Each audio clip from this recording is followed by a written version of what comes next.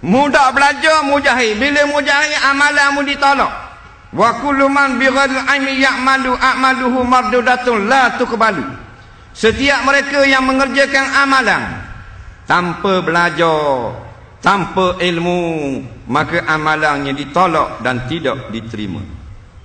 Faham?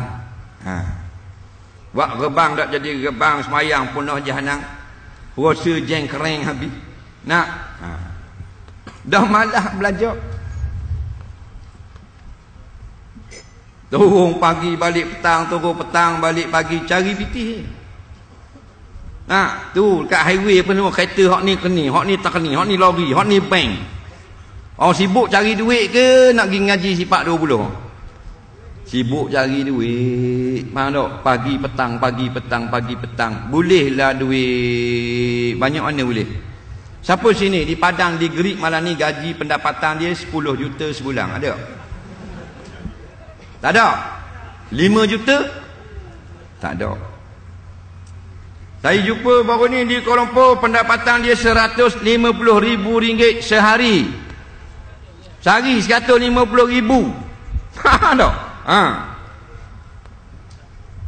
Tapi makan nasi sepinggang kau. Nah, dah mu gaji RM150,000, sekarang kau makan 1 lori. Baru puas hati tak? Makan sepinggang je kau. Tu jaga hospital, sepinggang kau. Faham? Banyak mana pun harta kita dalam bank, jota-jota pun nak mati kek gi. Tak, siap belaka dah. Batu nesang RM35. Alat-alat mandiang kapur baru apa semua 50. Kain kapang dengan kanda apa semua 350. Beli gua pisang budak-budak upah gali kubur minum air kopi apa semua 800. Body kit siap masuk dalam. Jadi hak jota-jota tu pakai, hak tak pakai 500-600 saja siap masuk dalam. Faham? Tak salah nak cari harta, tetapi jangan lupa mencari akhirat. Nah, kita duk sibuk nak cari harta sampai lupa ke akhirat. Benda boleh. Dalil tengok kita ni bodoh belaka dalam bab agama. Fiqh bodoh, tafsir bodoh. Nampak isti'arah bodoh, makulat dak reti ke benda. Hukum hakam dak reti, mustalah hadis pun dak reti, matang sanak pun tahu benda nak beza. Nak bodohnya kita. Tapi agama yang ini yang akan ditanya. Masuk kubur kat gi ada tanya dak fizik. Bahasa Malaysia matematik tanya lah kubur. Ada. Dok tanya belaka yang akan tanya halal haram, sah batal, semayang, zakat, puasa, haji, akidah, tauhid. Mana? Utang orang, darah, perjuangan. Betul tak? Ada. Walau bagaimanapun Islam tak haramkan kita belajar ilmu dunia. Ngaji tak ada masalah, tapi jangan sampai bodoh akhirat. Jangan sampai jadi macam lembu kambing.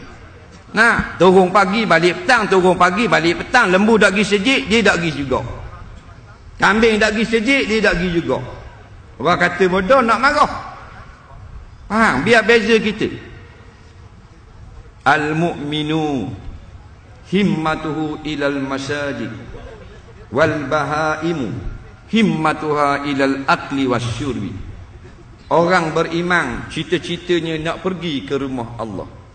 Malam ni masjid mana, malam esok kuliah surau mana, malam lusa madrasah mana. Itu orang beriman.